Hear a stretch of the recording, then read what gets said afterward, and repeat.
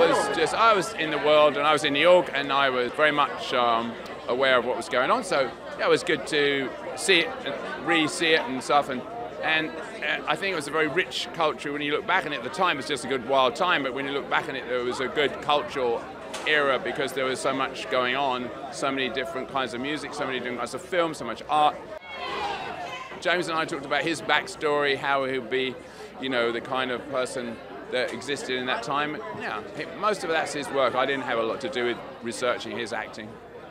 He was just like, remember what you're doing, remember where you're at, try and enjoy yourself, you know, and that was really important. Really great advice. It was amazing, as you can imagine. I mean, I was working on Boardwalk Empire when Terry came in to ask me about it, and you know, if anything, if nothing else, it was a validation that I was doing pretty good work on Boardwalk.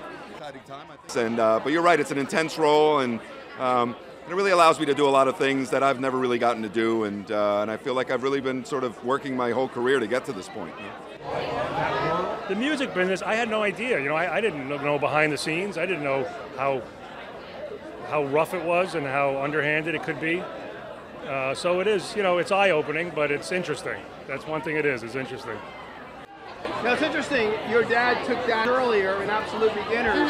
What is that like? Is it surreal? I mean, it was like, he's my biggest inspiration, to be honest with you. So I asked him a lot of questions, and you know, he lived through it. He lived through the time period that I'm trying to replicate right now. He's actually my date tonight, so hopefully, hopefully I do him proud. Hopefully, I'm so excited for him to see it, because when I saw it, it just felt honest to me, you know? It really felt like being back in 1973. 73 specifically, I bought the first album I ever bought was Goat Set Soup by the Rolling Stones. If you would have told me one day you're going to be working with the guy on the cover of that album, I would have said, great, doing what?